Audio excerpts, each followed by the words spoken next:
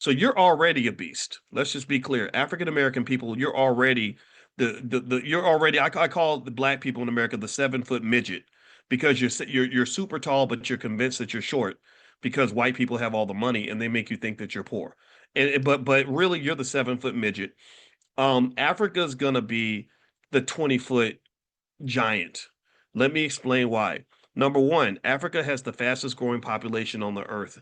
They're going to account for half of the world's population growth by the year 2050. Nigeria alone is going to have over 400 million people, just Nigeria. So, what that means is you have more labor, you have more demand for consumer goods, which builds stronger economies. 70% of the US economy is driven by consumer spending. In various parts of Africa, as the population grows, you will have more consumers, you will have more workers, and that's going to be extraordinary. No, because they didn't listen to Bill Gates when Bill Gates told them to stop having babies. They didn't listen to those folks, and I'm glad they didn't. Number two, by 2030, more than 40% of the world's youth are going to be African. 40%. And so when Elon Musk is going around and worried that white people are dying off, we don't have that problem. That's not our problem. That's his problem.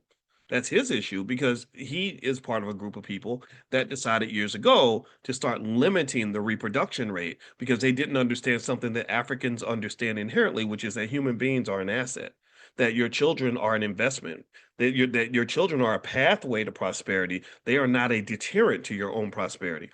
Number three, tech innovation is growing in Africa. There are over 600 active tech hubs in Africa, in various parts of Africa, including countries like Kenya, Nigeria, Egypt, etc. So, in fact, they're actually calling Africa the next Silicon Valley. 75% of internet users in Africa access the internet through their mobile phones, which opens the door for digital banking, e-commerce, education, and media platforms like the Black Business School, which we're going to expand to Africa expeditiously. As my friend T, I met Ti in Ghana. He likes to use the word expeditiously. I'm using the word expeditiously. I told my wife, I said, okay, we coming to Ghana, then we're gonna go to Kenya, then we're gonna go to some other places because I want us to be connected to this. Also, Africa is building the world's largest free trade zone. Free trade zones are really important for the building of wealth, where you form trade relationships that reduce tariffs across the board. Donald Trump loves his tariffs. That reduces trade. That reduces economic activity. In Africa, in that free trade zone, they're going to actually lower the tariffs so they can trade with each other, and it's going to cover 1.3 billion people across 54 countries. So this is going to boost intra-African trade, Africans trading with Africans by 50%, which encourages industrialization and regional investment. Uh, Also, Africa holds 30% of the world's mineral reserves, including 70% of global cobalt, 50% of manganese, and 90% of the world's platinum.